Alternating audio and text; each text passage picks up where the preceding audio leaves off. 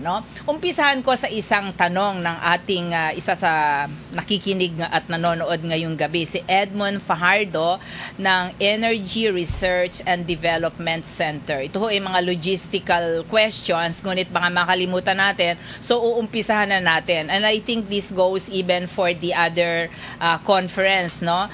They would like to attend. So REAC and ICGIA. Ang tanong nila is kailangan daw ba silang mag-pre-register? Or do they just have to go there? Kasi lalo na yung bukas na mag-uumpisa na, is there a fee? And what time will it start? Yung mauna ho dito sa dalawang events na to, itong REAC, what time will it start tomorrow? Let's get that out of the way para noon ay malaman nila kung ano yung mga dapat nilang gawin upang sila ay makadalo dito sa dalawang events. Ivan? First of all, the details about the conference po. It will be tomorrow and on Friday in Sofitel Philippine Plaza, Manila, dito po sa CCP Complex, Manila. And the conference starts at 9, registration starts at 8. The conference has no fee since it was by invitation only. But, okay. So hindi basta-basta kahit sino. Opo. Pero ito si Edmond Fajardo ay... But it's still, they're very much welcome to walk in po tomorrow. Okay. Lalo na ho yung mga nakamukha nitong si Edmond, Energy Research and Development Center yes, siya. They're very much welcome. So welcome. No? Yung mga iba ho, kung gusto niyo ay mag-contact lang ho kayo. Bigyan nga natin sila ng number 551-7920, no? Local 7140. Ulit ho, no?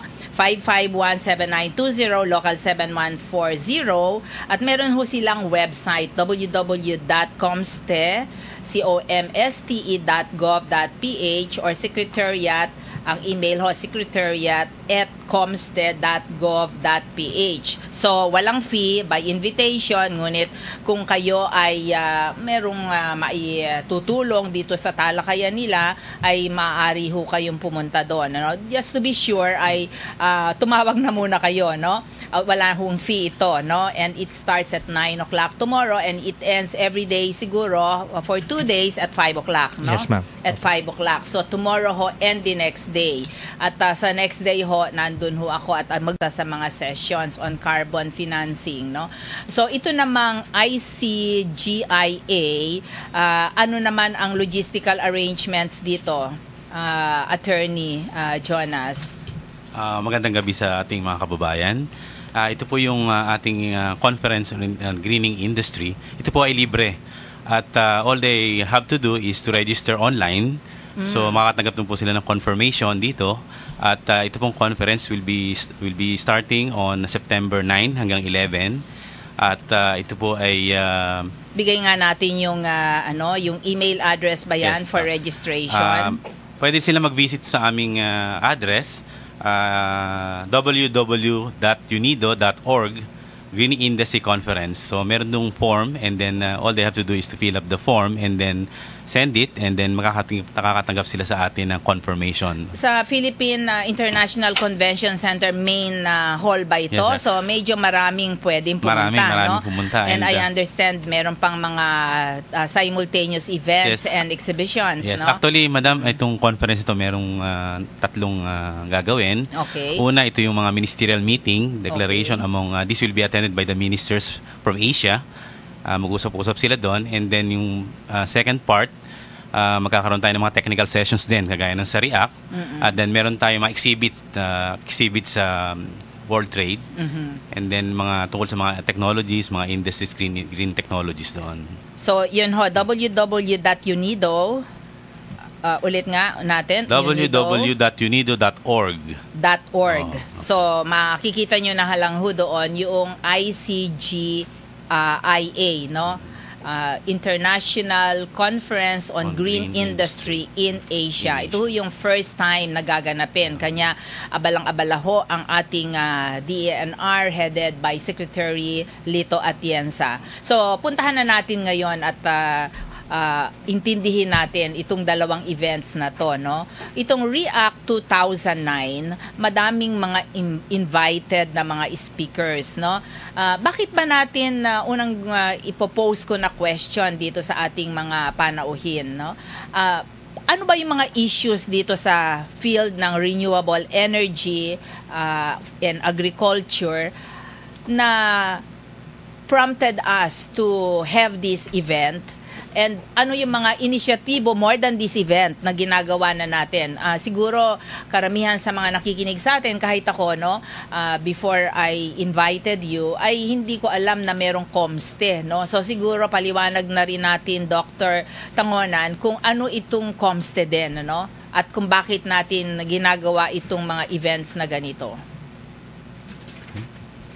Thank you very much for the question. First of all, COMSTE was created. We actually started operation early 2008.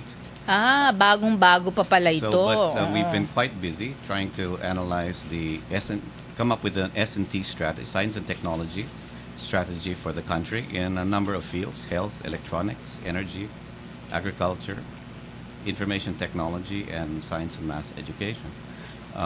This is co-chaired by Senator Angara and Congressman Abaya. Is this a government entity? It is a government entity. And Which is part of Congress. Part of Congress. Okay. Most of us serve in a kind of a temporary basis. We're not permanent employees of the government. And so we're being asked to come up with, from the science and technology point of view, what's the right technology mix that we should have in the country? What new technologies are being developed abroad that we can bring to the Philippines? What new industries can we create? And where's the hot new investment money going?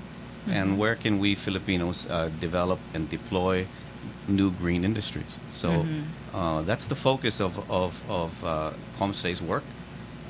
In the case of renewable energies, we are developing a strategy for solar, to deploy solar off-grid to remote communities. So the solar power, maybe 1 to 2 kilowatts, or any kind of renewable energy, can be used for LED lighting and other kinds of applications, even to get clean water, to run a rain-catching system locally. So these are now taking the technology that other people are developing and then applying it into our local circumstance to create, and actually more to the point is to unleash the creativity of Filipinos in the local areas. And I can bet on that. They will figure out ways of cleaning the water so they can use it in the hatcheries. They'll figure out other livelihood options at the same time. But our idea is essentially look for solutions that will create a local market, a local demand, so our electronics companies can make the components that go into a wind or solar. Doctor, how different will be or is your work from the work of, for example, Department of Science and Technology? Meron silang, on this particular topic, research and development strategy also for renewables. And then, ang Department of Energy, meron silang overall energy plan na meron ding renewables, no? How different is your work from what they are doing? And in terms of funding, ano naman yung resources ninyo? Kasi kung minsan may mga commission tayo, kamukha nung binanggit ko last time, I sit in the Philippine Council for Sustainable Development. Yun yung supposed to be the top policy making body. Wala namang pondo. Kanya wala kami masyadong magawa, no? So, ano ang kaibahan na nung ginagawa ninyo dito sa ginagawa ng mga line agencies natin?